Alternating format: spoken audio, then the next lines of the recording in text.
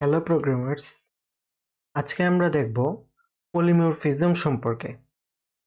তো আমি সরাসরি স্লাইডে চলে যাচ্ছি। তো পলিমরফিজম কি?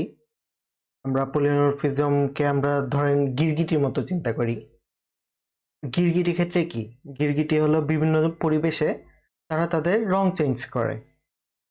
পলিমরফিজমও ঠিক সেই রকম, এক এক সময় এক এক রকম তাদের বৈশিষ্ট্য প্রকাশ পায়।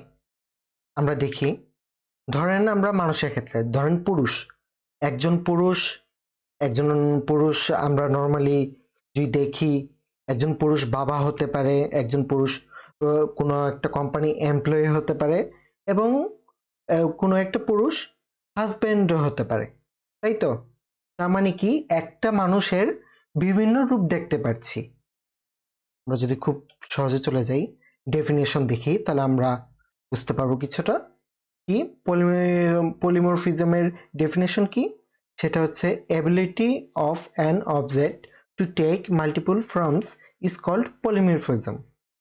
তার মানে কি, মানে একটা অবজেক্টের মাল্টিপল ফর্মসে মানে কনভার্ট করার ক্ষমতা হলো পলিমরফিজম। আমরা এখানে দেখি, এখানে আমরা ধরেন একটা নিলাম, এনিমেল নামে একটা ক্লাস নিলাম।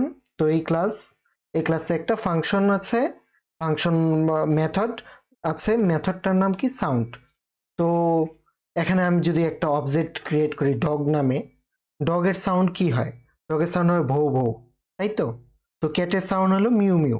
তার মানে আমি যখন ডগের একটা নিব, ওই অবজেক্ট নিব, তখন আমার এই সাউন্ডটা এইখানে প্রকাশ পাবে হলো ভেউ ভেউ। তার মানে কি, ক্যাটের ক্ষেত্রে মিউ মিউ এবং ডাকের ক্ষেত্রে কোয়াক কোয়াক, তাই তো?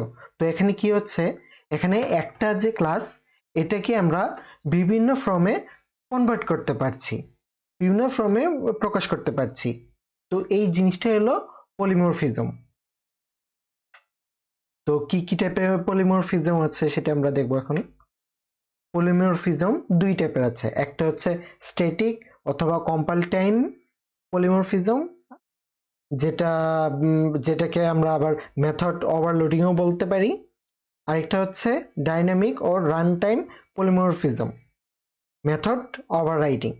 তো আমরা সামনে ভিডিওতে দেখব কিভাবে মেথড ওভারলোডিং করে এবং কিভাবে মেথড ওভাররাইটিং করে। তো সেই পর্যন্ত ভালো থাকুন, সুস্থ থাকুন, ধন্যবাদ।